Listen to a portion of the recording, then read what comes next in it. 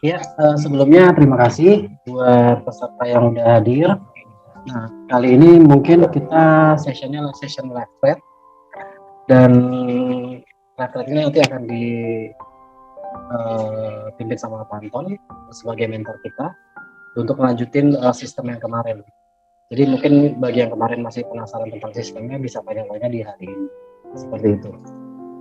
Oke, mungkin aku nggak perlu menjelaskan tentang apa namanya Lirunek, karena ini semua sudah join dengan Lirunek. Monggo Pak Anton, dipersilakan Pak Anton untuk melanjutkan sistemnya yang kemarin. Oke, terima kasih Pak Andri. Selamat malam teman-teman. Kita jumpa lagi dengan saya Ustadz. Jadi saya adalah Ustadz Forex. Jadi pada kesempatan malam ini kita sesuai dengan judulnya, kita itu akan melakukan live trade. Cuman beberapa menit yang lalu ternyata live trade saya itu gagal ya. Jadi kita beberapa menit yang lalu kita kena cut loss.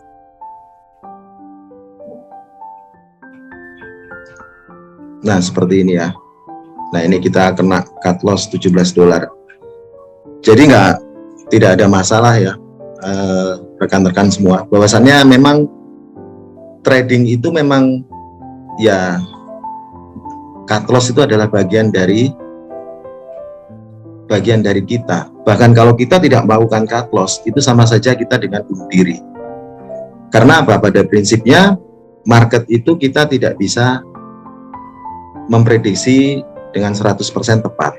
Tapi market itu adalah sebuah probabilitas, intinya seperti itu. Dan tadi saya sudah coba probabilitas yang terbaik sesuai dengan metode yang saya anut, yaitu metode Fibonacci. Tadi saya menggunakan Fibonacci channel, dan ternyata memang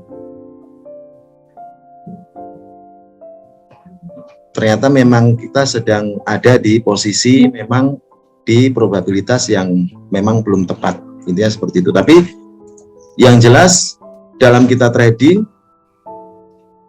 kapanpun dan dimanapun, teman-teman harus ingat bahwasannya yang paling utama dan yang paling penting dalam trading itu adalah manajemen resiko.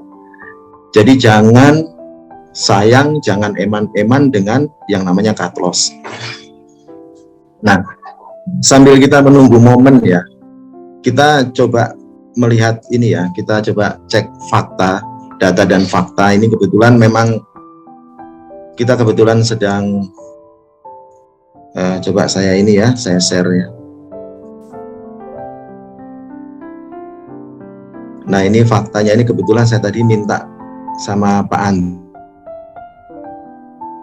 seluruh deposit dan withdrawal di broker Lirunek, dan ini tentunya pasti akan mewakili semua yang terjadi di semua broker ya. Jadi di sini kalau kita lihat itu total deposit itu 154.000,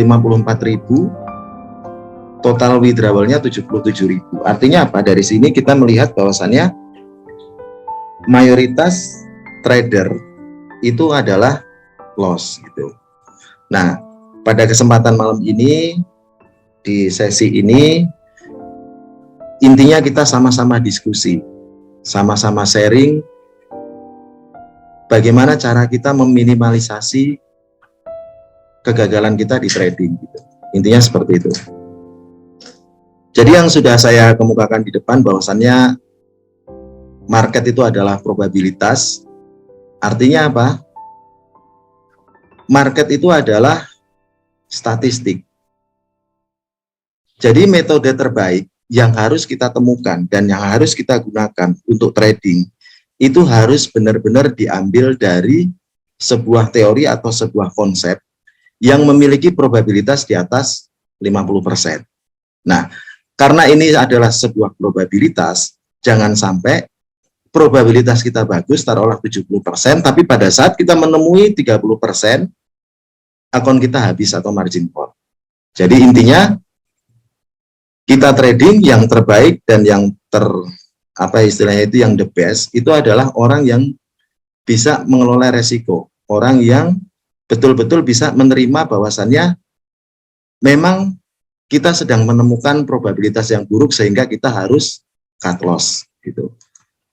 Nah, apa sih sebenarnya yang dimaksud dengan market itu adalah statistik? Jadi gini, seperti kita sama-sama ketahui, kita semua di sini adalah trader.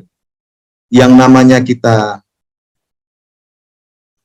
yang namanya suatu pergerakan market itu kadang-kadang pergerakannya itu tidak konsisten. Artinya apa? Artinya ada kalanya market itu tiba-tiba naik, tiba-tiba turun tajam. Ada kalanya market itu bergerak lemah, ada kalanya market itu bergerak kencang. Ada kalanya market itu kalau misalkan kita gambarkan ya, kita gambarkan di chart, itu misalkan ketemu, misalkan ini areal support 1, kemudian ini ada misalkan ini areal resisten. Nah, pada saat kita ketemu areal support dan resisten ini, kadang-kadang ketahan, dalam artian dia berbalik. Tapi kadang-kala areal support dan resisten ini jebol.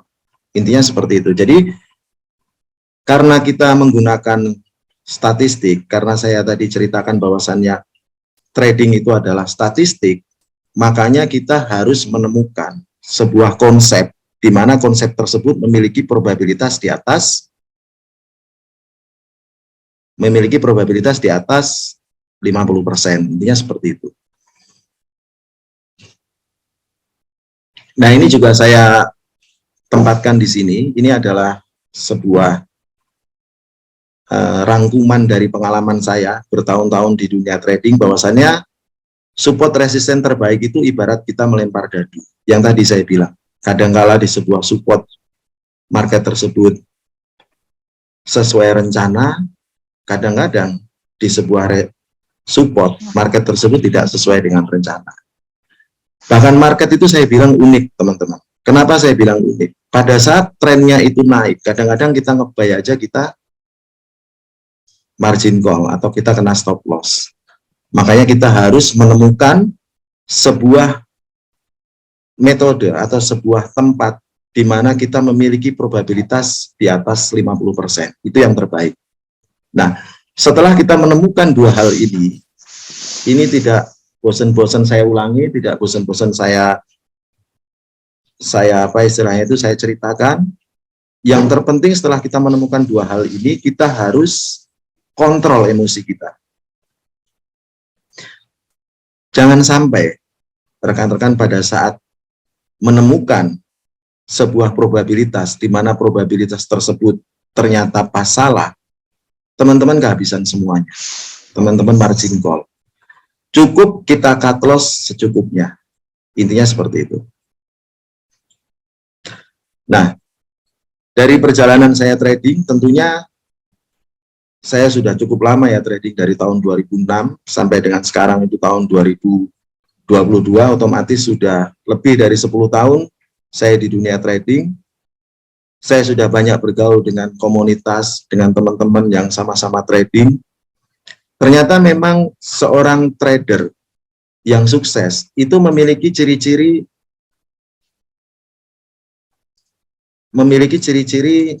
ini, seperti ini. Ciri yang pertama ini ya, pertama pastinya trader tersebut itu selalu berpikir positif. Kenapa kita harus selalu berpikir positif? Ya, ini semua memang berhubungan dengan apa yang kita dapat, apa yang kita capai dalam kehidupan ini semua berasal dari pikiran kita. Apabila kita berpikir positif, pasti hasilnya positif. Apabila kita berpikir negatif, hasilnya negatif. Banyak sekali buku-buku tentang pembahasan bahwasannya positive thinking itu akan memberikan dampak yang positif di dalam kehidupan kita. Kemudian yang kedua itu memiliki rasa percaya diri. Untuk mendapatkan nomor 1 dan 2 ini, nomor 1 dan 2 selalu berpikir positif dan memiliki rasa percaya diri, teman-teman harus memiliki sebuah metode, memiliki sebuah konsep, di mana konsep tersebut sudah diuji dari masa lalu. Konsep tersebut memiliki tingkat probabilitas di atas 50%. Itu wajib. Setelah konsep tersebut ditemukan, baru kita menjalankan pemikiran nomor 1 dan nomor 2 ini. Berpikir positif dan memiliki rasa percaya diri. Misalkan teman-teman sudah melakukan backtest, menemukan konsep yang baik, sudah diuji di masa lalu, ini hasilnya bagus, tapi kalau berpikirnya negatif terus, kemudian tidak percaya diri, akibatnya tidak open. Nah, itu malah tidak membuat kita profit. Setelah nomor 1 dan nomor 2 kita miliki dan kita pegang di dalam hati kita, nomor 3 itu adalah menjalankan trading sesuai dengan perencanaan awal. Di sesi yang pertama kemarin saya sudah ceritakan bahwasannya trading ini bukan sebuah permainan, bukan judi, bukan gambling, tapi harus dijalankan sesuai dengan atau sejalan dengan kita berbisnis konvensional. Pastinya teman-teman sudah sama-sama tahu tidak ada seorang pebisnis profesional yang melakukan aktivitas bisnis tanpa merencanakan bisnis tersebut secara matang di waktu-waktu sebelumnya. Perencanaan ini menjadi hal yang sangat penting dalam kita menjadi seorang trader yang sukses.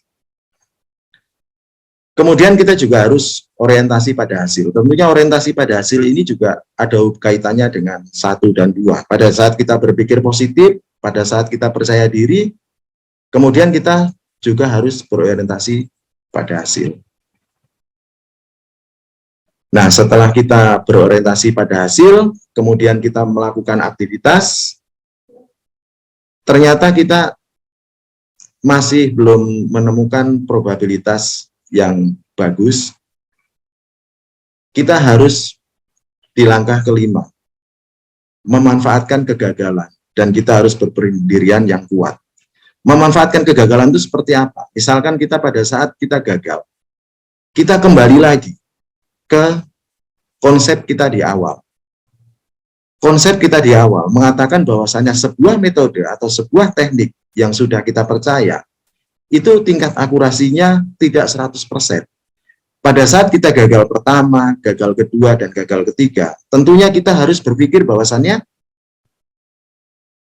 kita sedang berada di dalam sebuah probabilitas yang 30%.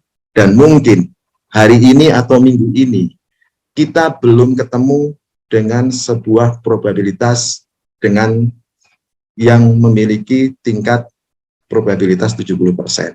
Jadi, kita harus berpendirian kuat, harus kita review lagi kenapa gagal. Nah, kita tetap berpikir positif, intinya seperti itu.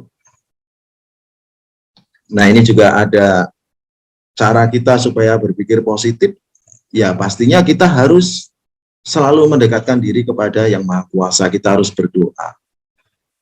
Nah, ini tadi juga sudah saya jelaskan, melakukan pengujian sebuah teori dengan melakukan backtest dan melakukan perhitungan win rate dari sebuah metode. Itu sangat penting, teman-teman. Nah, itu sudah kita coba ini ya. Kita coba sekarang kembali ke chart ya. Nah, ini seperti ini kondisinya. Ini adalah Fibonacci channel. Kembali saya ulang-ulang, kembali saya coba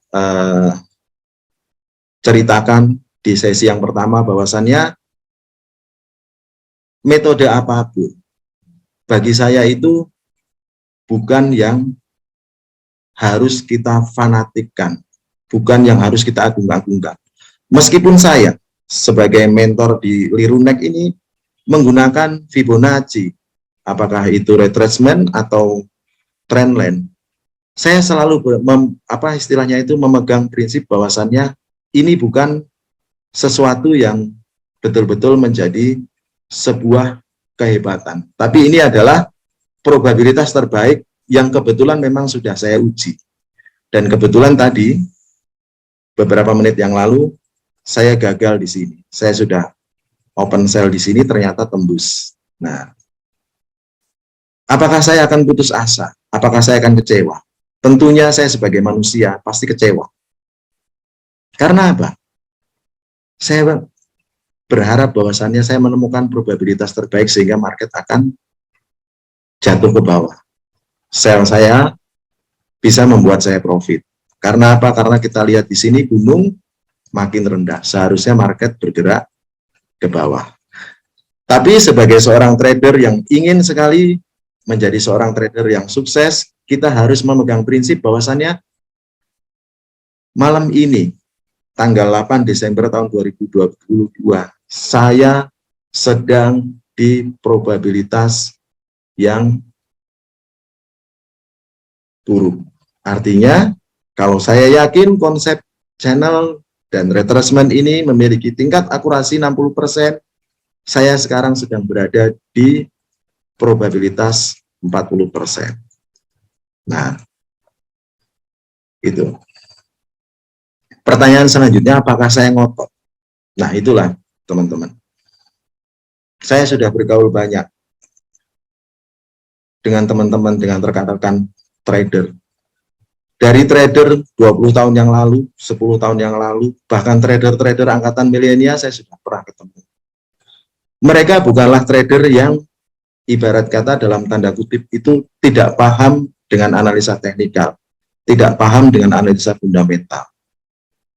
Win rate mereka itu bisa dibilang itu saya pernah menemukan itu 70% sampai dengan 80%. Tapi ternyata mereka semua gagal dan mereka semua berhenti. Dan mereka tidak menemukan kenapa saya gagal. Padahal saya sendiri tidak pernah berhenti meskipun saya sering gagal. Karena saya selalu berpikir positif bahwasannya kegagalan ini bukan dari sebuah teori atau konsep yang kita percaya. Tapi kegagalan ini semua sebenarnya berasal dari dalam diri kita. Sekali lagi saya tidak bosan-bosan memberikan sebuah pemikiran bahwasannya gagal kita di forex itu bukan karena market, bukan karena teori, bukan karena konsep. Konsep apapun, teori apapun, semuanya itu bagus. Kegagalan itu semua setelah saya amati lebih dari 10 tahun, semuanya berawal dari diri kita sendiri. Apa itu? Adalah mental. Mental kita. Emosi kita. Misalkan ini, saya sell di sini, ternyata harga ke atas. Saya emosi. Kalau saya cerita 10 tahun, 20 tahun yang lalu, bahkan 5 tahun yang lalu, saya emosi, saya nggak terima. Saya sell lagi di sini. Nanti makin ke atas, saya sell lagi di sini. Saya sell lagi di sini, saya sell lagi di sini. Sehingga berapapun jumlah equity kita, berakhir dengan margin call. Padahal apa? Padahal pada saat saya gagal ini, saya menemukan dan saya sedang berada di sebuah probabilitas yang memang 30% konsep ini tidak berjalan. Tapi saya masih ada 70%. Nah, pada saat malam itu dia ngotot, dia kehilangan semua margin call. Esok hari, pada saat mungkin esok hari atau minggu depan, muncul probabilitas ini. Uang sudah habis, uang sudah ludes. Bingung mau deposit pakai duit yang mana. Dan tentunya nggak mungkin kalau kita melakukan deposit, memakai duit kita untuk kebutuhan sehari-hari. Karena apa? Yang namanya trading itu adalah spekulasi, kita harus menggunakan uang dingin. Gitu. Intinya di situ. Kita sekarang ini kita sedang live trading. Meskipun saya bicara kiri kanan, ngalor ngidul, saya juga kita sedang live trading. Kita sedang menunggu momen.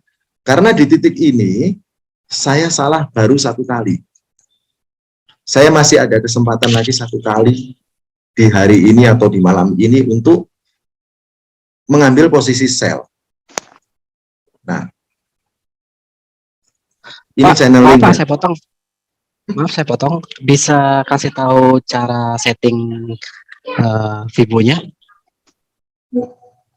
Oke, terima kasih Pak Andri.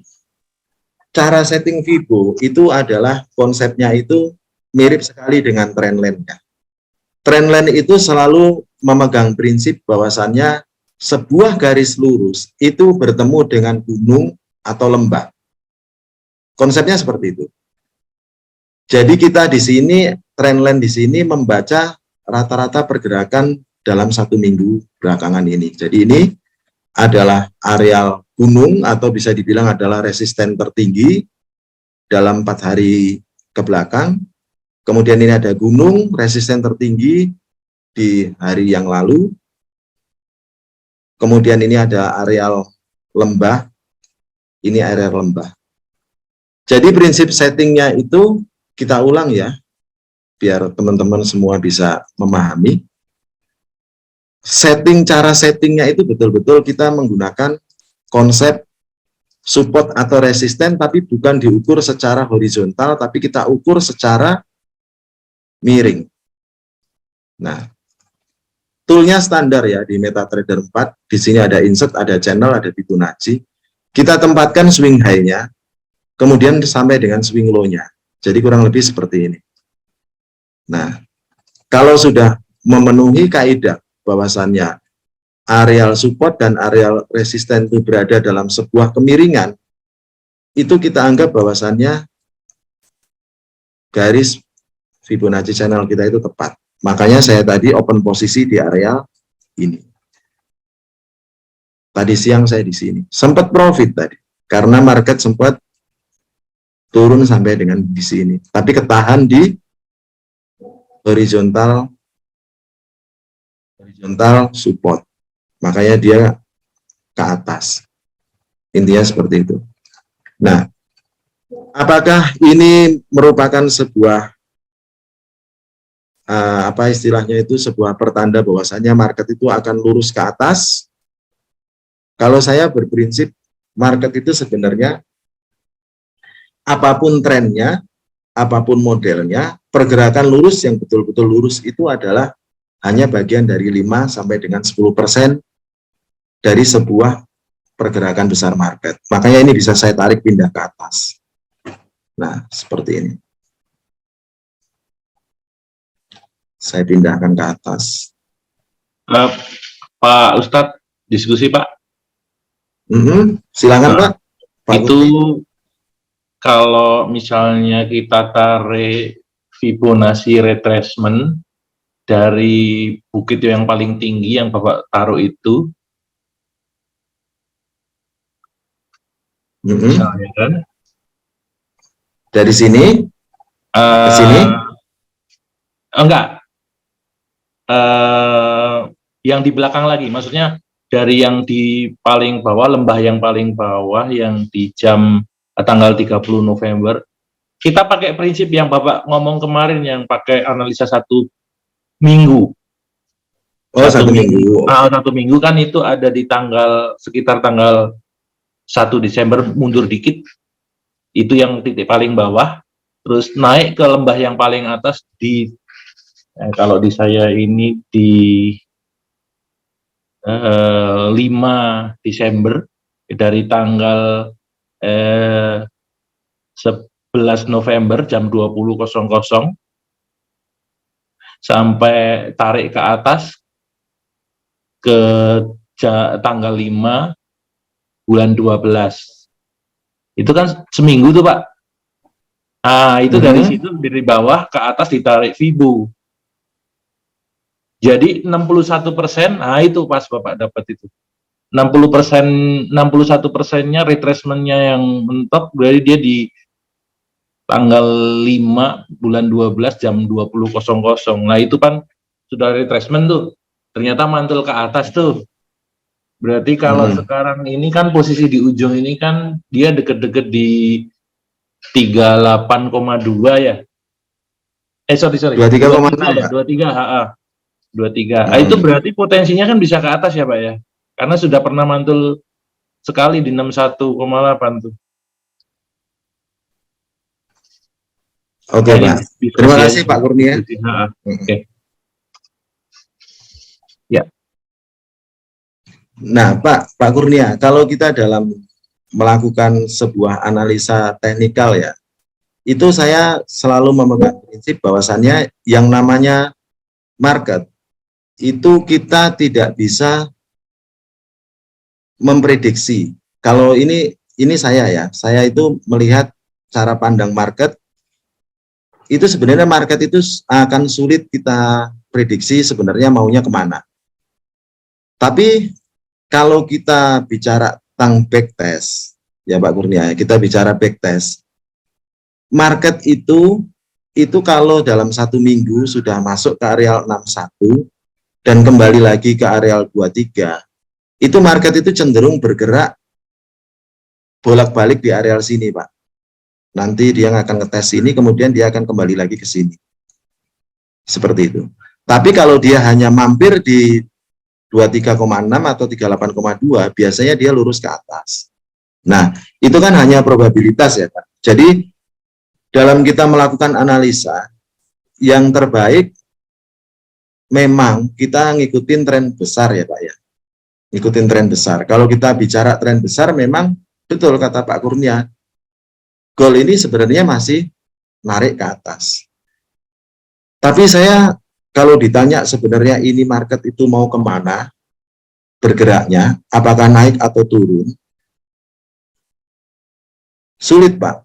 Saya tidak berani berkomentar. Kenapa saya tidak berani berkomentar? Karena tadi yang pernah saya kemukakan di depan, bahwasannya kadangkala market itu membentuk pola atau membentuk sebuah pergerakan. Itu sangat random, Pak. Sangat tidak jelas. Makanya kalau misalkan kita menemukan hal seperti ini, mungkin saya akan mengambil keputusan mencari resisten terbaik di areal sini untuk sell, Pak. Intinya seperti itu. Dan saya pada saat ini jebol, saya akan berhenti. Saya stop trading saya di malam ini. Kenapa saya melakukan itu? Yang pertama, saya melakukan backtest bahwasannya pola pergerakan yang sudah mampir di areal tengah itu cenderungannya bolak-balik dari sini kemudian masuk lagi ke dalam. Intinya seperti itu. Itu probabilitasnya itu di atas 60%. Gitu. Intinya di situ, Pak. Jadi bagi saya, Pak, trading itu kita kalau yakin market ini mau terus ke atas, yang terbaik kita mencari support yang paling kuat untuk kita buy. Intinya seperti itu. Kalau kita yakin bahwasannya market ini akan bearish atau akan turun ke bawah, kita mencari resisten terkuat untuk buy, untuk sell gitu. Nah, di sini kalau kita memandang market gold 1 minggu terakhir kecenderungannya adalah ke bawah. Ini kan satu gelombang penuh seperti ini. Saya akan mencari satu lagi resisten untuk saya melakukan sell. Dan saya akan berhenti trading di hari ini pada saat saya 2 kali salah. Intinya seperti itu. Padahal ya Pak, kalau dipikir-pikir dari hari kita pertama itu hari apa ya? Hari Selasa ya. Saya sudah ngincer loh Pak di areal 61,8. Ini adalah area golden ratio weekly. Tapi kenyataannya market nggak sampai loh. Sudah berbalik ke atas. Intinya seperti itu. Saya akan menunggu di sini sampai akan menunggu di sini. Jadi untuk saya kalau ditanya ini market mau kemana, saya akan melakukan percobaan sekali lagi untuk sell Pak. Apapun hasilnya akan saya terima. Intinya seperti itu. Karena apa?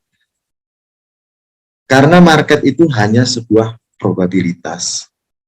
Mana yang kita yakini bergantung dari diri kita masing-masing, bergantung dari backtest kita, dan semuanya tidak akan sama.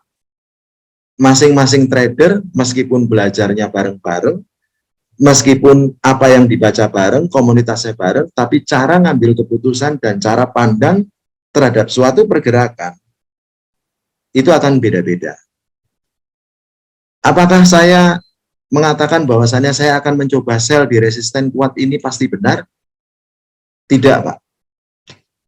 Yang jelas dan yang pasti, saya menempatkan risk di areal ini. Saya tidak akan memfloating dia pada saat dia bergerak terus ke atas. Artinya memfloating itu saya tahan terus, sambil berharap dan berdoa dia akan turun lagi ke bawah. Otomatis setelah saya ambil, di garis trendline ini, masuk ke areal ini, saya langsung cut loss. Intinya di situ. Nah, prinsipnya Pak, dalam live trade ini, saya akan mencontohkan bahwasannya manajemen resiko, dinginnya kepala kita pada saat trading, itu adalah yang akan memenangkan kita di dalam kita bertrading. Masing-masing harus membatasi resiko. Masing-masing harus mencari titik terbaik untuk pengambilan posisi. Dan masing-masing harus paham bahwasannya semua posisi yang akan kita lakukan itu ada resiko. Makanya kita harus melakukan manajemen resiko dengan melakukan cut loss gitu.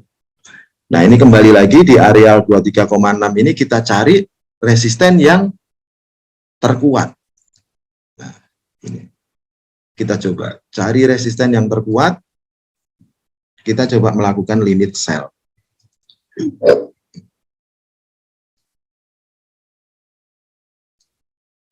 Itu Pak paling yang bisa saya lakukan. Jadi kita, nah intinya di situ. Nanti pending order saya akan terbuka, kemudian di areal sini saya akan cut loss. Intinya seperti itu. Jadi untuk kita menganalisa sebenarnya market itu mau bergerak kemana, menurut pengalaman saya Pak, dalam kita bertrading bertahun-tahun, market itu major trendnya mau naik atau mau turun, kadang-kadang juga kita kalau salah menempatkan posisi, kita tidak pada support atau resisten yang terkuat atau yang terbaik, kita juga gagal Pak di tengah jalan Pak. Apalagi kalau modal kita kadang-kadang jumlah lotnya tidak sebanding dengan modal, itu pasti kita akan tumbang Pak. Karena apa? Karena ini adalah perdagangan margin. Ini bukan jual beli 1:1. Ini memiliki leverage. Memiliki leverage 1:2000. Ini margin. Makanya dalam perdagangan margin yang harus betul-betul kita perhatikan, yang harus betul-betul kita pertimbangkan adalah support atau resisten terkuat. Dan ini saya menemukan probabilitas support dan resisten terkuat di area limit saya yang kebetulan searah dengan trendline. Intinya seperti itu Pak Kurnia. Jadi rekan trader, dalam kita membuat keputusan trading itu tidak ada yang mutlak benar dan mutlak salah. Apa yang mutlak salah di dalam kita bertrading? Yang mutlak salah pada saat kita trading adalah sifat kita, emosi kita, ketakutan kita. Ketakutan itu ternyata di trading itu bukan ketakutan kita kehilangan, bukan ketakutan kita profit. Bukan ketakutan kita bertrading, tapi ketakutannya adalah ketakutan kehilangan uang. Ternyata realitanya, rekan trader, makin takut orang kehilangan uang, itu makin takut untuk cut loss. Intinya seperti itu. Nah, mungkin ada tambahan Pak Kurnia? Mungkin teman-teman yang lain ada tambahan? Ya kalau saya paling nanti kita perhatiin aja sih nanti kedepannya seperti apa. Tapi untuk informasi saja, saya coba di sini saya buy ke atas sampai ke area 23,6 gitu aja sih, dicoba. Boleh ya, Pak, dicoba. Yang penting satu prinsipnya Pak Kurnia, tempatkan resiko kita, persempit resiko kita. Intinya seperti itu. Yang paling prinsip, yang paling penting di situ Pak Kurnia.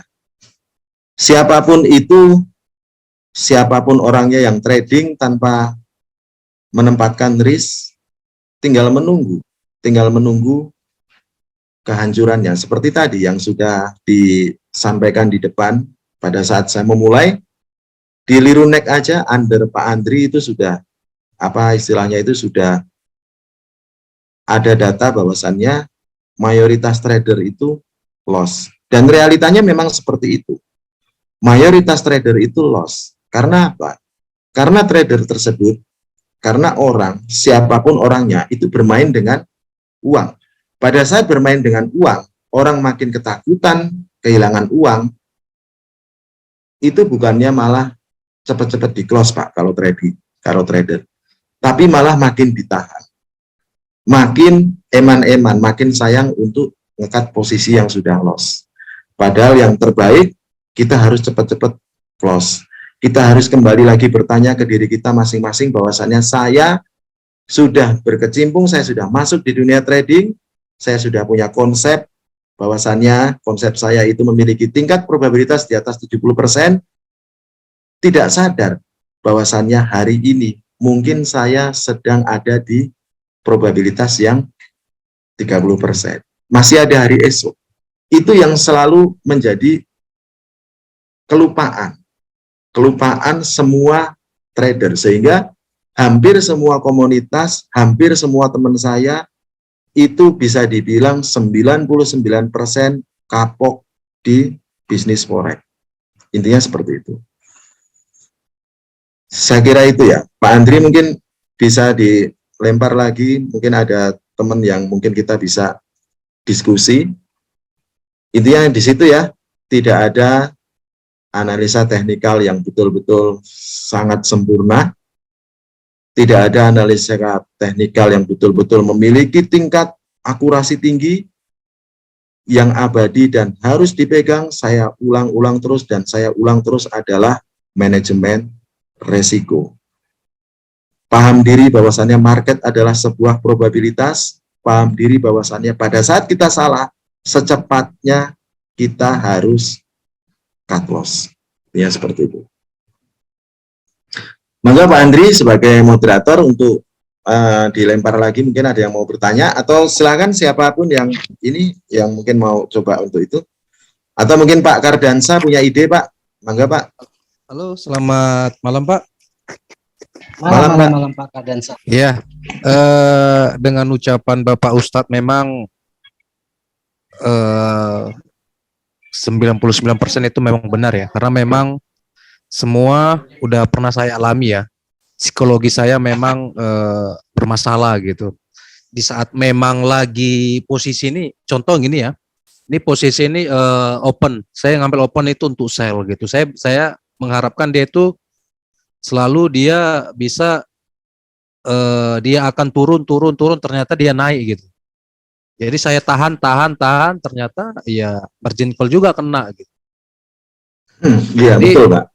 Jadi pengalaman saya memang semenjak saya mulai merubah money management saya, psikologi saya, ya dari 99% itu Pak, sekarang saya udah masuknya itulah jadi 98% lah Pak. Alhamdulillah, ya. Iya. Memang seperti Jadi, itu Pak. Jadi yang biasanya saya itu ya loss sampai dengan 70%, 80%, sekarang saya bisa dapat profit itu Pak ya. 20-30% Pak target saya Pak. Luar biasa Pak Kardansa. Ya, memang seperti itu Pak. Memang kita harus berubah. Tapi saya nggak pakai rate ratio Pak. Saya nggak pakai rate ratio sih Pak. Karena memang ada juga mentor kita juga Pak ya. Mentor kita dari Australia Pak ya. Ada mentor kita dari Australia juga. Dia teman juga memang lama di trading juga. Kalau kita menggunakan rate ratio, kita nggak akan bisa melawan big guys katanya Pak. Kita nggak akan bisa melawan yang namanya bank, karena yang berperan aktif di situ itu orang bank katanya, bank dunia. Betul Pak. Jadi kita mesti mengikuti big guys. Kata yang namanya trader itu nggak ada yang bermain traderan semua gitu. Yang mempengaruhi pasar itu orang bank katanya.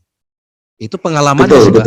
Pengalaman dari trader atau mentor-mentor saya yang dari Australia Pak ya, yang mengajari saya sampai saya bisa ya mulai psikologi saya mulai aman gitu Pak. Jadi kita nggak bisa melawan pasar gitu. Jadi saya nggak mengikuti RR12 enggak Pak. Kalaupun memang bisa itu ya satu-satu ya udah saya satu-satu saya ambil Pak gitu. Betul, satu-satu aja udah bagus, Pak. Nah, satu-satu saya udah bagus gitu, Pak. Memang betul itu, Pak. Kalaupun memang hari ini memang pasar nggak bagus juga saya ambil sih, Pak. Mm-mm. Itu sih. Itu aja sih pengalaman aja, Pak. Ya. Terima kasih, Pak. Oke, terima kasih Pak Gardansa yang sudah membagikan pengalamannya ya. Memang betul, memang yang mempengaruhi memang pergerakan itu memang mayoritas itu adalah bank, karena memang itulah ibaratnya big guys yang paling kuat, dan dia seperti itu bank. Jadi memang kita sebagai retail, mungkin di bawah retail ya, kaki lima ya kita ya, itu kita memang lebih fokus kita ngikutin apa maunya pemain besar. Jadi pada saat pemain besar itu lagi ngajak untuk apa istilahnya itu nanjak terus ya, kita ngikutin. Intinya gini, prinsip yang harus kita pegang untuk kita ngikutin big guys itu, karena memang ini adalah perdagangan margin, kita harus mencari atau mencoba support dan resisten yang paling kuat gitu. Kalau saya boleh menambahkan seperti itu. Karena apa? Karena kalau kita salah menempatkan posisi, meskipun betul harga itu naik, tapi karena ini perdagangan margin dan kita tidak bisa menempatkan rasio lot yang baik, meskipun itu naik, tapi pada saat koreksi posisi kita udah runtuh. Itu yang sering terjadi. Udah benar analisa kita bahwasanya market akan bullish, tapi kita ngebaynya terlalu tinggi. Itu kan banyak terjadi seperti itu. Makanya prinsip yang harus kita pegang, prinsip yang harus kita pegang teguh untuk kita melakukan pengambilan keputusan, itu adalah kalau kita pengen buy, kita tunggu market tersebut melakukan koreksi di support yang terkuat. Kalau kita pengen sell, pada saat market tersebut memang tren besarnya sedang turun, kita mencari resisten yang terkuat untuk kita sell. Intinya seperti itu. Nah, itu kemarin ini kebetulan rekan juga nambahkan bahwasannya apa sih sebenarnya support terkuat gitu ya. Support terkuat kalau dari pengalaman saya itu adalah support yang biasanya itu membentuk sebuah pola yang runcing. Sebuah pola yang runcing. Nah, seperti ini adalah support terkuat. Support kuat itu seperti ini. Lebih bagus pada saat support terkuat ini itu ada dua gunung seperti ini. Itu sangat kuat. Dan yang paling penting adalah di time frame yang besar. Gitu. Ini ya seperti itu ya. Jadi apapun kita untuk ngikutin big guys, apapun kita untuk ngikutin pergerakan besar, yang nggak mungkin kita lawan. Yang kita lakukan ikut, tapi jangan tiba-tiba kita ikut. Prinsipnya seperti itu. Misalkan pada saat harga sedang berlari, kita ikut nge-buy. Kita harus bersabar, kita harus menunggu harga tersebut melakukan tes di support atau resisten yang kuat. Itu akan lebih bagus. Karena hati-hati, ini bukan perdagangan 1:1, ini adalah perdagangan margin. Intinya seperti itu. Oke, barangkali ada lagi yang menambahkan, kita sambil diskusi, kita sambil tunggu momen. Saya akan mencoba sell di area sini ya nanti ya. Kalaupun sampai dengan waktu habis, posisi ini belum kesentuh ya, saya tidak melakukan open gitu. Karena memang prinsipnya di sini kita betul-betul memegang teguh konsep kita masing-masing. Dan kebetulan saya sebagai moderator diskusi ini, ya kebetulan saya menggunakan apa yang menjadi prinsip saya, apa yang menjadi keyakinan saya. Gitu. Intinya seperti itu. Nah, kalau teman-teman meyakini bahwasannya market itu naik, gak akan ada salahnya. Karena apa? Prinsipnya analisa teknikal itu adalah probabilitas.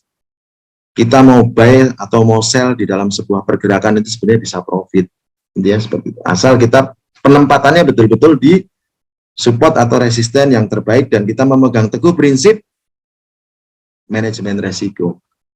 Ngalah pada saat kita salah. Itu. Barangkali ada yang mau bertanya lagi, silakan. Kita sama-sama diskusi ya. Mungkin Pak Bayhaki, Pak Adilian, atau mungkin Pak Andre. silakan. Ibu Anaka mungkin ada pertanyaan Ibu. Silakan Ibu Atau Pak Aneka. Andre, Pak Andre ini.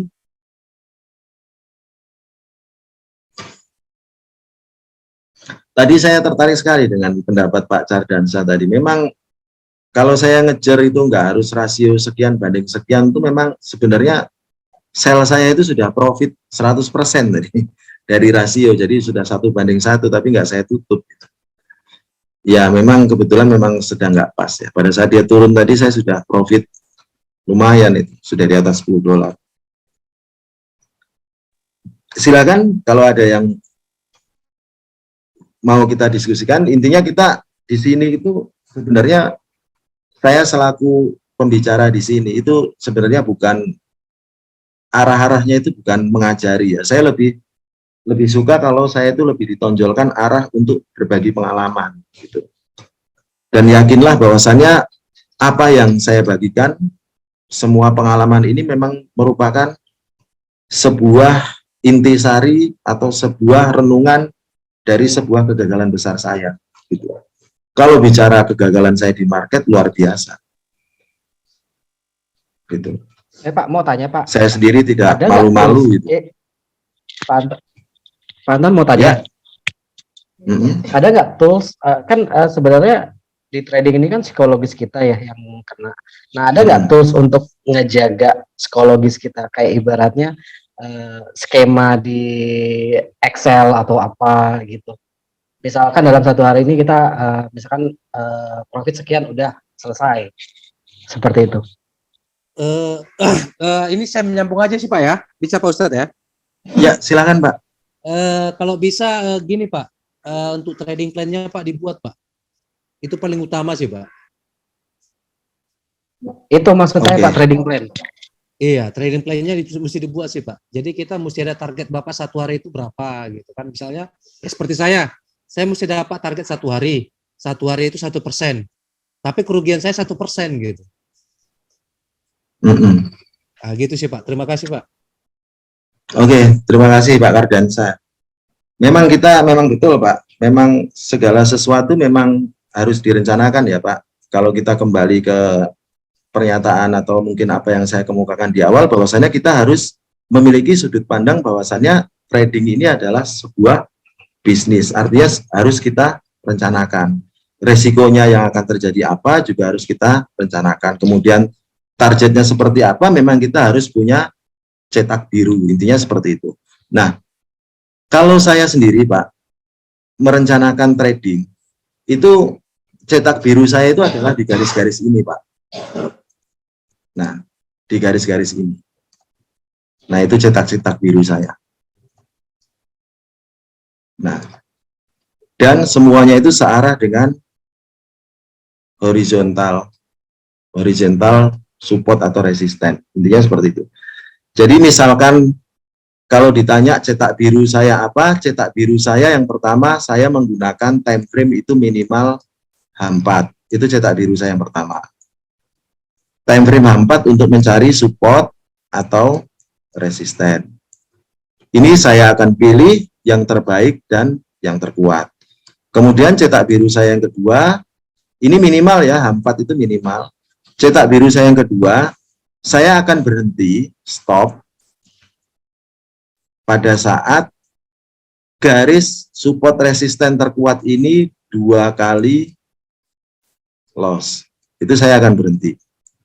Saya tidak akan ngotot dan saya tidak akan mencari balas dendam di hari itu.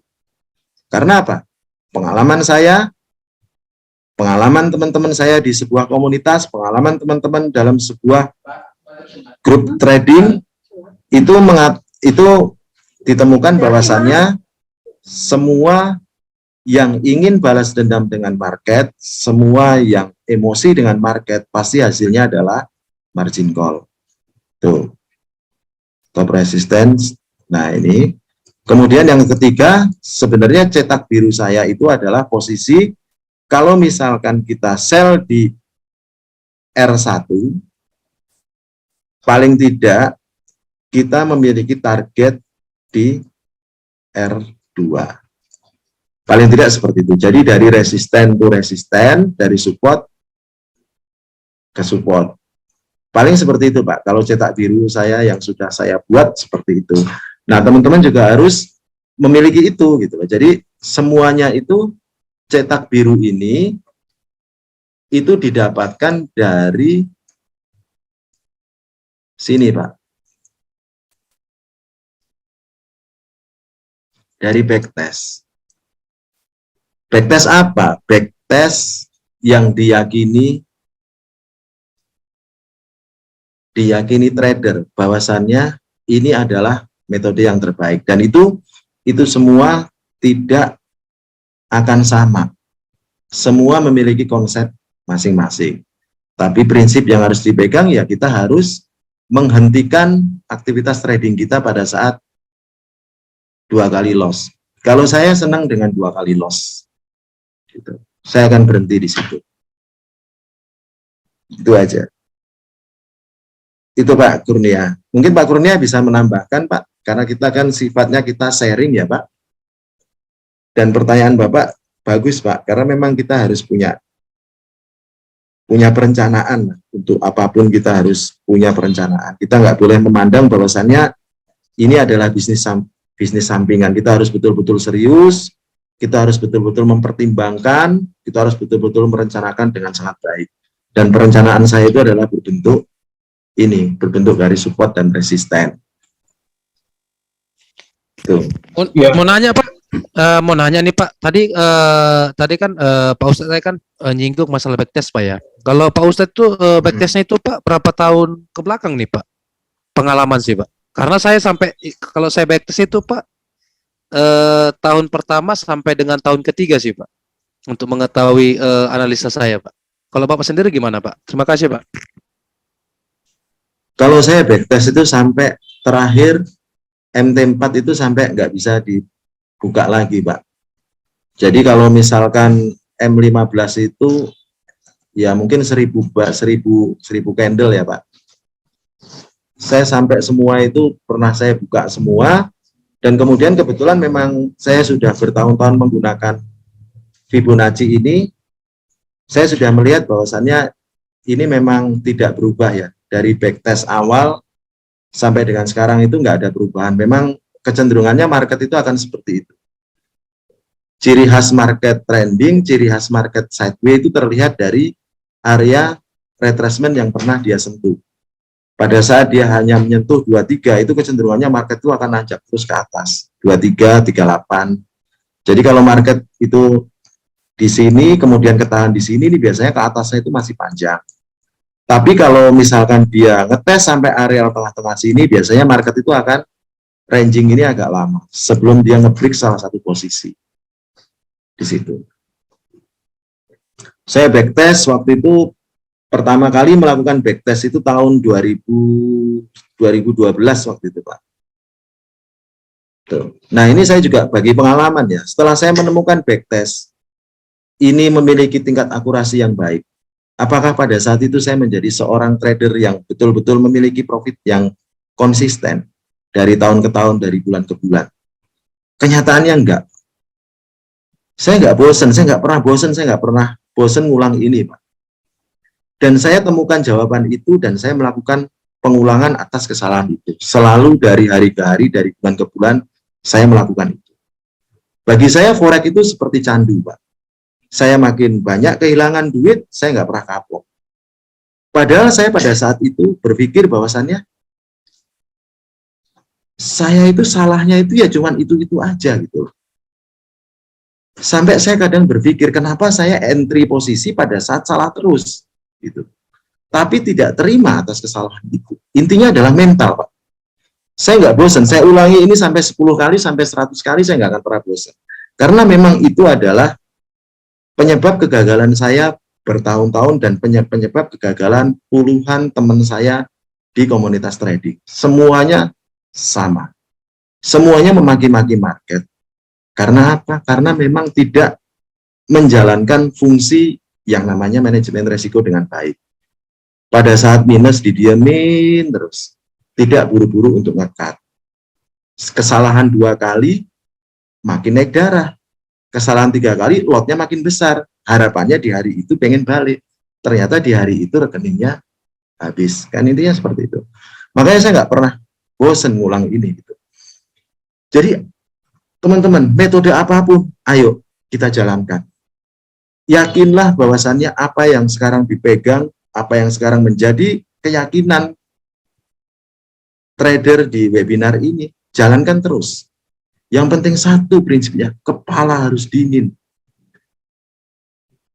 Saya backtest, masih rugi terus, Pak.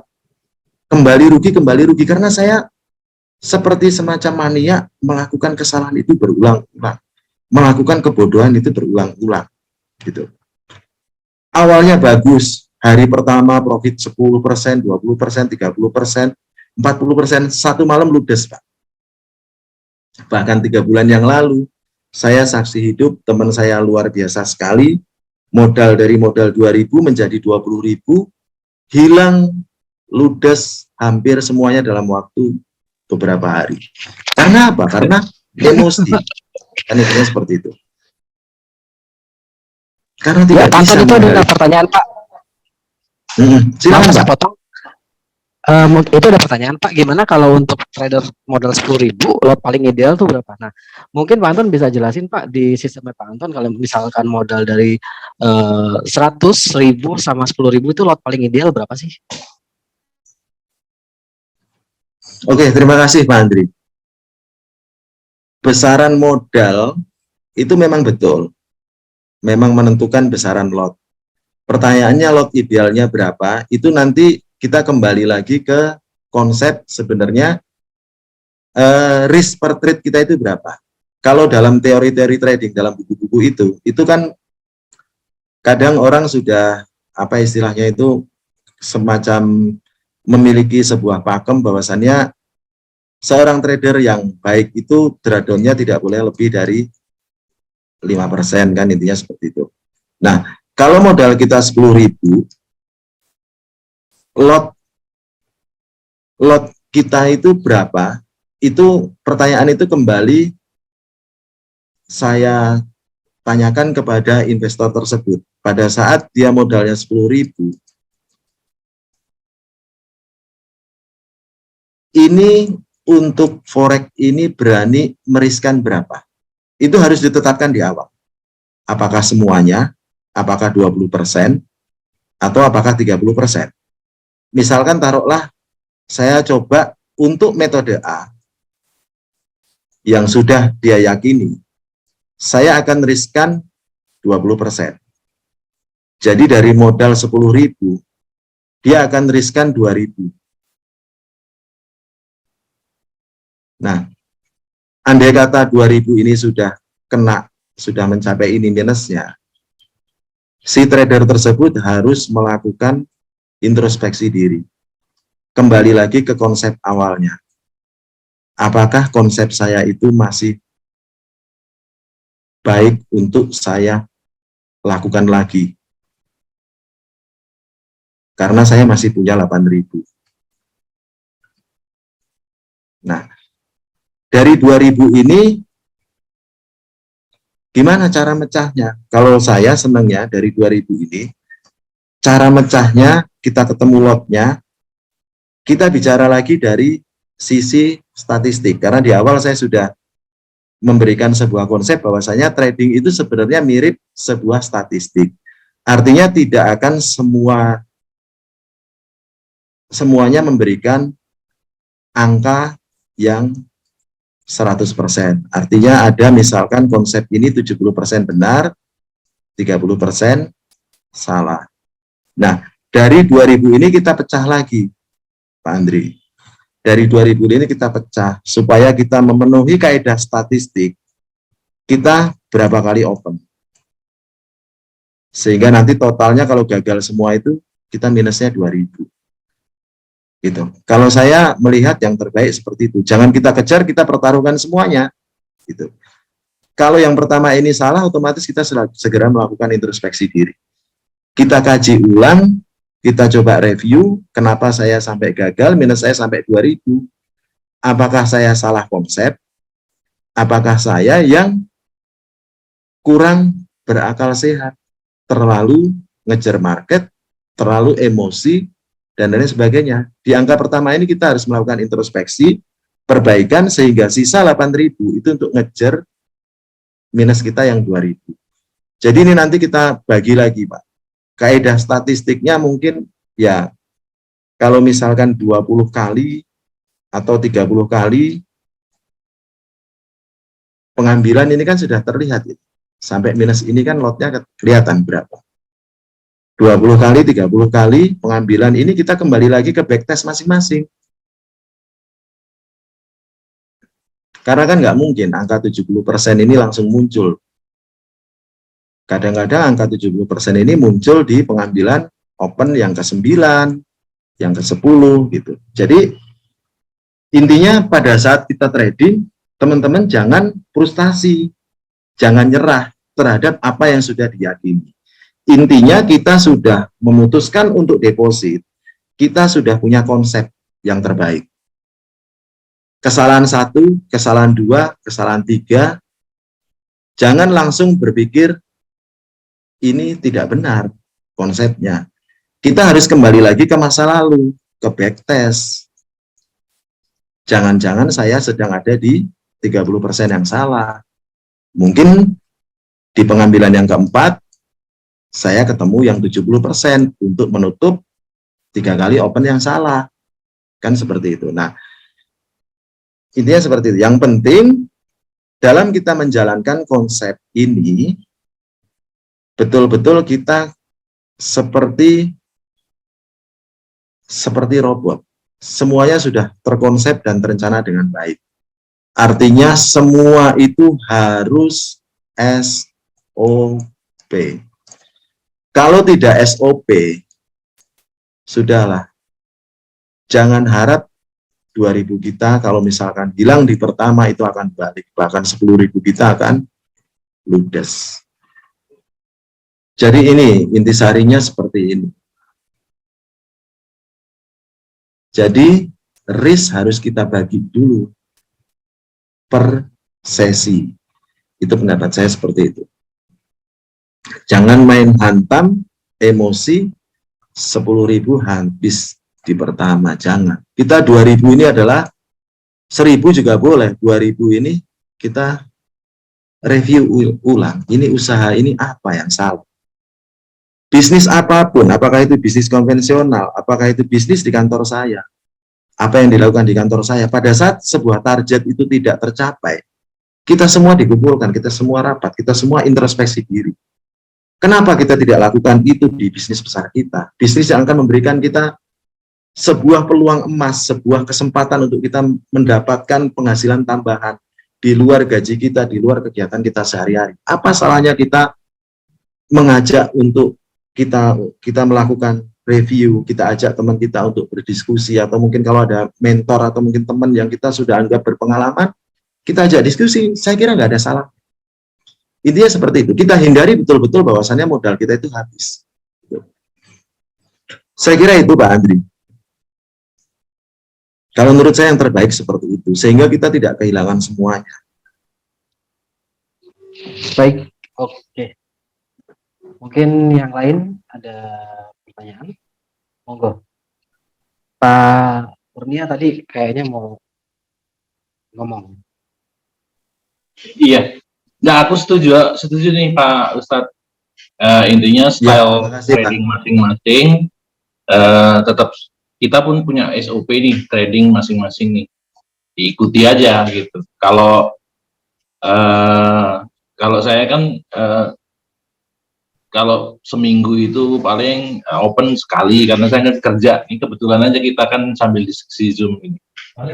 Tapi kalau boleh saya, ini kan prinsipnya kayak orang main ini Pak, silat atau gontok-gontokan gitu. Mau yang penting kan kawannya itu kan jatuh, kita dapat poin gitu.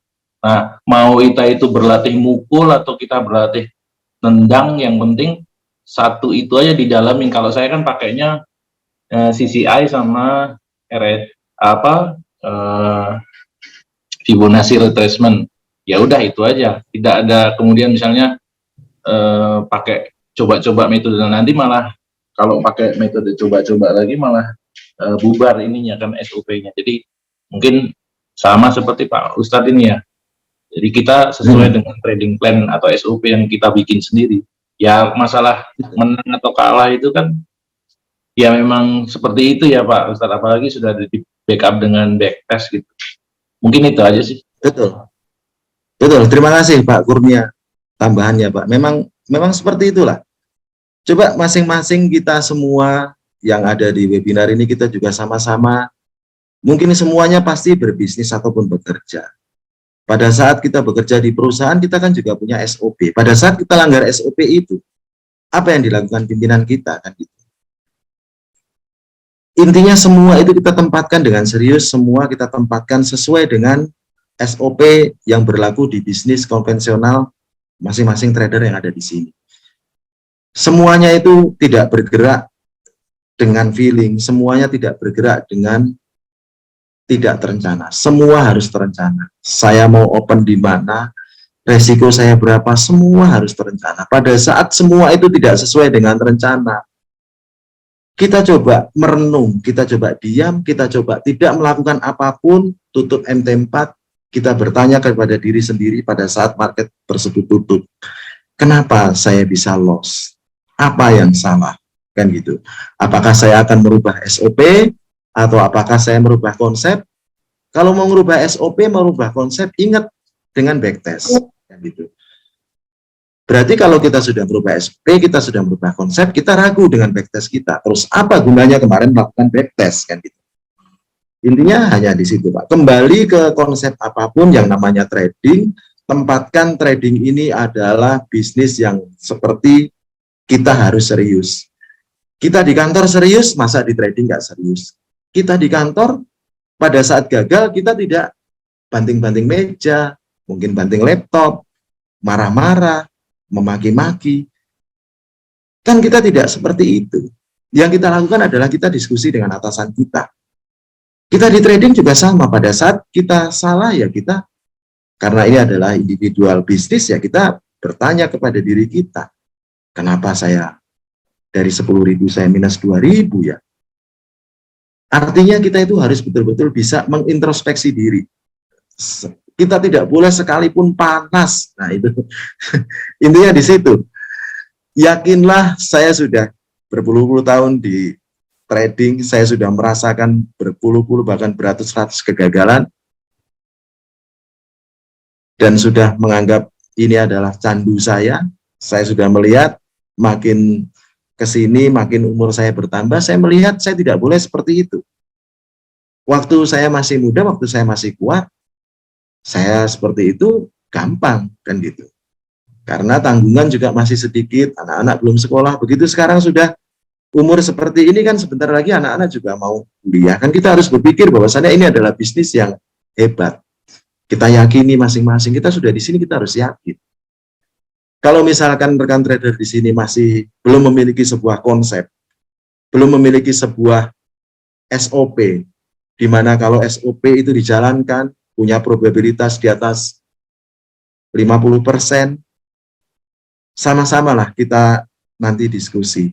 Sama-sama kita, ibaratnya kita rembukan. Karena apa? Ini bukan bisnis feeling. Ini bukan bisnis perasaan, ini bukan bisnis ngikut-ngikut. Rame orang buy, kita buy. Rame orang sell, kita sell. Ini adalah individual bisnis. Kita harus percaya dengan diri kita. Kita harus yakini bahwa diri kita itu, jika mengikuti SOP yang sudah dibuat, ibaratnya, dalam tanda kutip kita sumpah terhadap SOP kita. Kita sumpah terhadap keputusan kita, bahwasanya kita tidak melakukan atau kita tidak melanggar SOP tersebut. Kalaupun melanggar, bertobatlah. Karena saya sebagai ustadz itu hanya bisa mengajak kepada semua rekan trader di sini untuk kita kembali ke SOP, kembali ke keyakinan masing-masing. SOP-nya seperti apa, jalankan. Kalau itu gagal, kita coba diam sejenak, istirahat sejenak dari dunia trading. Dinginkan kepala. Pada saat kita penat, pada saat kita 2 kali kena, 3 kali minus, yakinlah. Emosi. Kita pengen duit kita balik.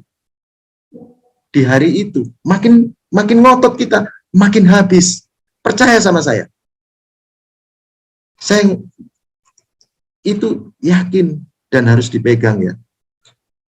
Saya ngulang-ulang itu bukan ngulang-ulang teknik. Bagi saya teknik apapun. Tadi Pak Kardansa mau memakai CCI dan Fibonacci retracement. Tidak mempermasalahkan itu. Mungkin ada yang pakai moving average, mungkin ada yang pakai cross candle, cross MA. Silakan pakai itu. Yang penting kepala dingin. Yang penting tahu kapan saya harus berhenti pada saat salah.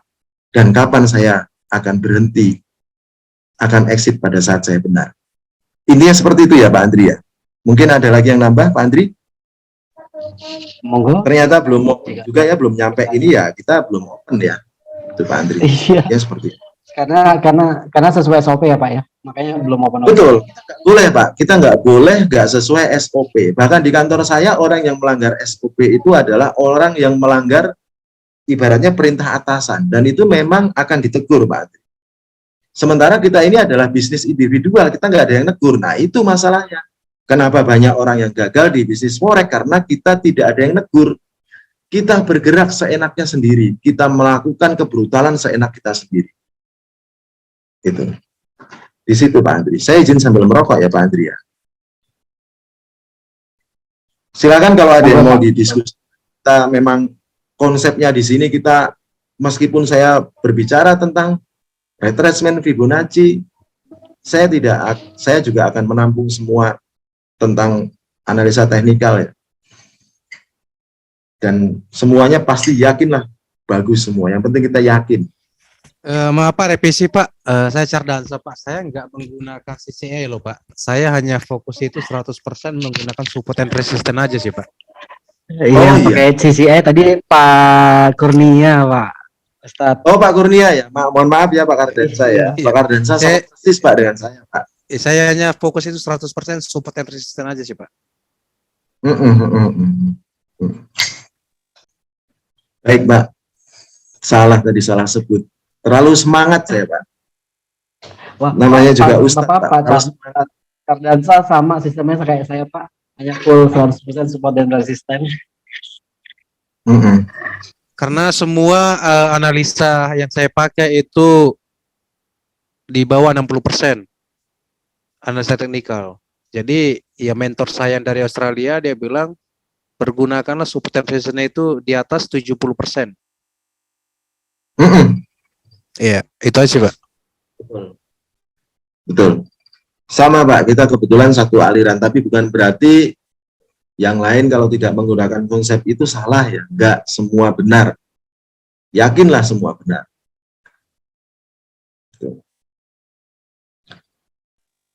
Maka yang lain juga mau bertanya. Monggo silakan mau bertanya Mas Haki atau Mas Adilian Putro, Ibu Aneko, mungkin mau tanya tentang apa ke Pak Ustadz. Monggo silakan. Pak Jaminuddin, monggo kalau ada pertanyaan lagi. Monggo Pak Jaminuddin. Hati-hati ya Pak kalau modal besar ya Pak. Semakin sayang uang kita akan semakin cepat habis. Yang penting kita paham risk, masuk, yakin, potong pada saat salah.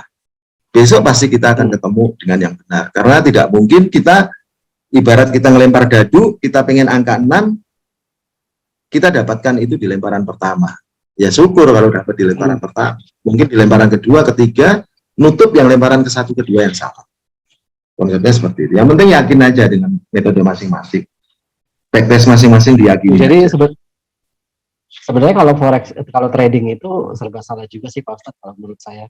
Karena kita takut salah. Takut itu sebuah kesalahan. Kepedean juga sebuah kesalahan. Betul. Iya. Contohnya yang tadi Pak Ustadz. Modal 2.000 dalam 10 hari dapat jadi 20.000, terus 20.000 itu MC hanya dalam beberapa hari aja. Itu salah satu. Itu teman saya. Satu efek kepedean mungkin ya.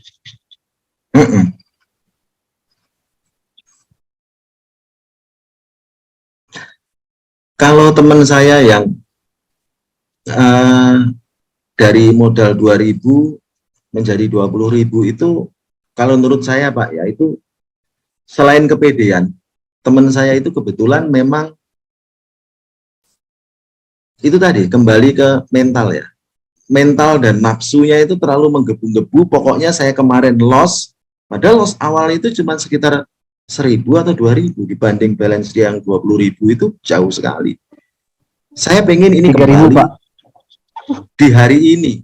3.000 ya di awal ya. Saya pengen ini kembali di hari ini. Nah, begitu tambah lagi minus, saya sempat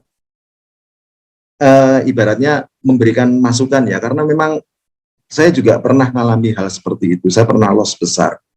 Artinya ini adalah kandidat akan kehilangan semuanya. Saya sempat ngobrol sama lokal depositornya, kalau teman saya si A ini udahlah, nggak usah diurusin, di blok aja. Saya sampai ngomong seperti itu, karena sebentar lagi dia akan kehabisan semuanya.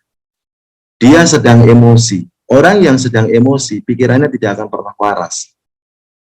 Karena sejatinya, teman saya ini adalah seorang trader yang betul-betul menurut saya kemampuannya itu adalah bagus sekali. Bahkan dia sudah melakukan pengujian yang menurut saya memang seperti itulah, mempelajari pola sebuah pair itu betul-betul fokus gitu.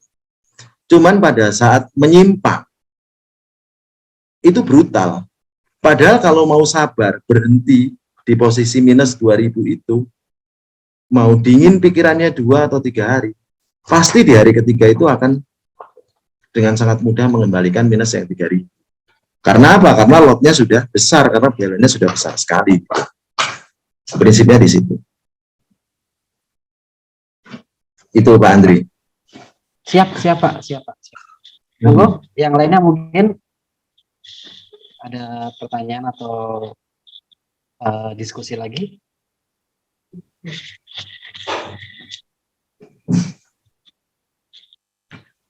Silakan Pak, ini memang ajang bebas ya, nggak usah ibaratnya jangan malu-malu. Karena apa? Karena memang yakinlah bahwasannya memang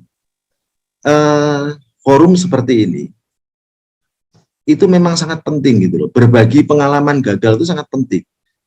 Apa yang saya ungkapkan itu adalah intisari dari pengalaman gagal saya. Sebuah perenungan. Perenungan bukan sukses, tapi perenungan kegagalan. Itu malah saya pengennya apa yang saya kemukakan ini memang dicetak bold. Artinya ini memang digaris bawahi. Bukan saya pengen ini konsep saya seperti ini bakalan bagus, bukan. Simple, kesalahan trader itu simple, nggak akan jauh dari yang namanya nafsu, nggak akan jauh dari yang namanya emosi. Semua itu berkutat di situ. Tidak ada seorang trader yang sudah mendepositkan uang di sebuah broker itu tidak memiliki konsep. Saya yakin mereka semua memiliki konsep. Mereka semua pernah berguru, mereka semua pernah kursus, dan sudah diberikan sebuah metode yang bagus. Yang salah bukan metodenya, yang salah adalah diri trader itu. Makanya saya itu berulang kali itu ngulang-ngulang itu Pak. Ibaratnya memang betul, teman-teman itu ngomong saya itu ustadz itu betul, nggak salah. Karena memang apa? Seorang ustadz kalau di agama saya itu adalah orang yang selalu ngulang-ngulang orang untuk berbuat kebajikan. Dan kebetulan memang di forex ini kita ngulang-ngulang untuk kita berbuat tidak emosi, tidak panas. Kita berhenti pada saat kita mencapai 2 kali salah. Itu aja yang akan ngantar kita. Hari ini beda dengan hari esok. Hari esok beda dengan lusa. Lusa beda dengan minggu depan. Yakinlah kita tidak akan menemukan sebuah probabilitas yang jelek terus. Pada saat jelek, jangan hilang semuanya. Pada saat baik, kesempatan kita untuk ngeruk semaksimalnya. Kita kumpulkan budi-budi dolar di dalam akun trading kita. Itu Pak Andri. Silakan, yang lain mumpung masih ada waktu ya Pak Andri ya. Betul. Mungkin sebentar lagi kita akan close di 21.30. Monggo. Masih 4 menit lagi kita ini. Kita apa namanya? Itu ya, rekan-rekan trader ya, sambil daripada kita bengong, kita diem, ya saya cerita Pak, awal mula saya dijuluki Ustadz, ya seperti itu gitu. Saya punya konsep, saya selalu ngoceh di sebuah forum, di sebuah komunitas, kamu trading, jangan begini, jangan begitu, kamu harus ikutin ini, ikutin itu, tapi saya adalah orang yang sering melanggar. Dulu saya terkenal Ustadz karena memang orang yang banyak omong, tapi saya langgar omongan saya sendiri, gitu. Intinya seperti itu. Mudah-mudahan semua tidak mengalami apa yang pernah saya alami. Kan harapannya seperti itu. Semuanya akan baik-baik saja, semuanya akan menjadi trader yang sukses, sehingga tujuan kita untuk trading di Forex ini adalah mendapatkan penghasilan tambahan, tidak menjadi pengurangan penghasilan kita, pengurangan tabungan kita. Itu Pak Andri. Siap. Silakan, masih ada 3 menit. Jadi mungkin ada yang mau ditambahkan Pak Andri? Mungkin kalau dari saya cukup Pak Ustadz. Dan mungkin next kita juga ada webinar di hari Selasa depan. Kalau sekiranya bisa gabung, monggo. Karena di webinar nanti kita judulnya beda. Yang akan dibahas sama Pak Ustadz itu beda. Oke, monggo. Ada pertanyaan, silakan. Kalau mungkin masih ada waktu 2 menit ya. Nanya Pak. Iya, boleh. Ya, silakan Pak. Pak Ustadz, kata Pak Andri katanya buka copy trade katanya. Kedepannya kita akan buka copy trade Pak, karena kita di sini itu kita lagi kerjasama pertama dengan Lirunek, dan di Lirunek itu nanti ada copy trade, dan kemungkinan nanti Pak Ustadz itu akan jadi master copy trade di Lirunek. Kita tunggu aja Pak. Makanya saya masukin teman-teman di grup. Nanti akan kita update selanjutnya. Berarti syarat dan ketentuannya masih disusun ya Pak? Betul Pak. Syarat dan ketentuannya masih disusun. Dan kita juga kan mau running dulu nih Pak, running akun. Makanya akun di komunitas trader Indonesia ini ada 2 yang kita share di grup. Nah, itu bisa dipantau di MQ5. Nah, nanti kalau misalnya sekiranya runningnya bagus menurut Bapak dan Ibu, mungkin nanti itu yang kita jalankan di copy trade. Seperti itu Pak. Oke, terima kasih. Ditunggu Pak. Makanya kita nggak mau kita nggak mau omong kosong aja, dong copy trade tapi nggak ada bukti. Nah, di sini kita mau kasih bukti dulu gitu Pak. Kita mau kasih bukti, ini loh hasil trading kita. Kalau misalkan mau follow ya monggo, seperti itu. Gitu. Baik, mungkin udah waktunya untuk kita closing. Terima kasih untuk semuanya yang udah join di webinar ini, dan diharapkan nanti webinar hari Selasa bisa gabung lagi karena materi yang dibawakan Pak Ustadz itu berbeda. Oke, Pak Ustadz terima kasih atas kehadirannya Pak Ustadz. Dan kawan-kawan juga terima kasih. Ya, teman-teman terima kasih atas perhatiannya. Salam sukses ya, salam profit semuanya. Mudah-mudahan ini adalah sebuah awal kebangkitan kita ya. Kita sama-sama saling mengingatkan kan gitu. Intinya kan dalam sebuah komunitas kita saling mengingatkan. Tuh. Amin. Oke. Itu aja Pak Andri. Siap. Mungkin saya tutup dulu untuk webinarnya. Terima kasih dan selamat malam semuanya. Ya, oke, selamat malam.